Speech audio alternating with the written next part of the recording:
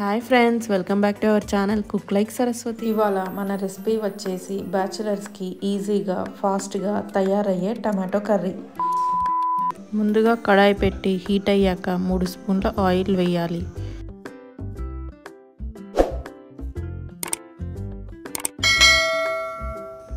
Oil heat అయ్యాక ఆవాలు, జీలకర్ర, 1 కప్పు ఆనియన్, 4 నిలువుగా చీల్చుకున్న పచ్చిమిర్చి వేసి కలుపుకోవాలి. తర్వాత ఒక 5 కచ్చా పచ్చాగా దంచుకున్న వెల్లుల్లి వేసుకొని కలుపుకోవాలి పచ్చివాసన పోయే వరకు. అలాగే అందులోకి చిటికెడు పసుపు వేసుకోవాలి. 2 కప్పుల సన్నగా కట్ చేసుకున్న టమోటా ముక్కలు వేసుకోవాలి.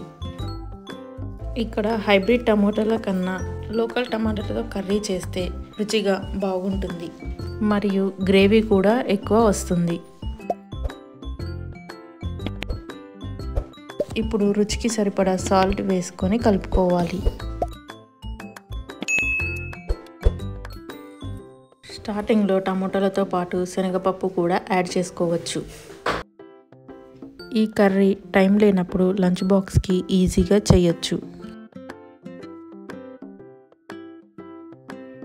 టమోటాలు సాఫ్ట్ అయ్యాక పావు చెంచా జీలకర్ర పొడి, ధనియాల పొడి, కారం, గరం మసాలా వేసి కలుపుకోవాలి.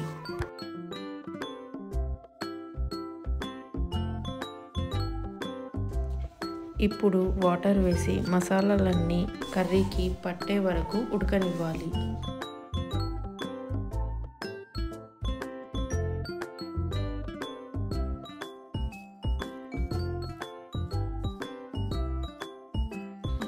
అంతే, లాస్ట్లో కొత్తిమీర వేసుకొని గార్నిష్ చేసుకోవాలి.